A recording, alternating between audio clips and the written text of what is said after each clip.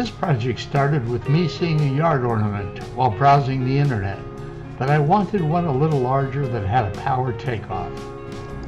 So I went to work and cut out the form for the man chopping wood, got an old tree branch, cut a section of that, put it on a stand, and then looked at the axle and forming an old fan blade and a pulley to make things work.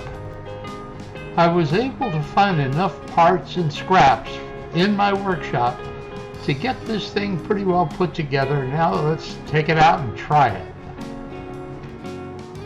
So I took it to the backyard where no one would see it if it didn't work, and started attaching the final mechanism to it, the rod that made him go up and down, and cut a large fin out of a piece of scrap sheet metal I had to control the direction of the wind, so that it would always be facing into the wind. Mounted it in a fence post, and here we go. Now I'll go over and I'll spin the fan because there's no wind. As soon as we get some wind, hopefully, I won't need 25-mile-an-hour wind to spin this, but as soon as we get some wind, it should spin. Well, the wind finally came and it did spin, but certainly not fast enough for me. So I wound up buying some 1/4-inch starboard, cutting blades, and made a 6-blade fan that caught a lot more wind and had a lot more power to it to drive that axle. Well, it took me about an entire day to correct the pitch on the blades so they were all the same, and then balance the wheel. The balance of the wheel took me several hours just to get this thing balanced correctly. Well, I finally got it out and it worked great. The new blades made a big difference.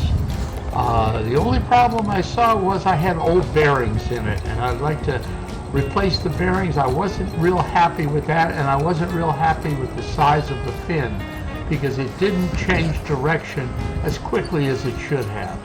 But we'll get that straightened out. Well, when my new parts arrived, I added new pillow block bearings and a second axle shaft and a bigger tail fin.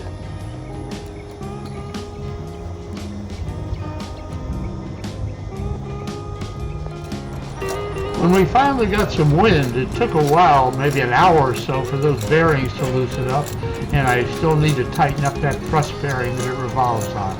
But it looked pretty good.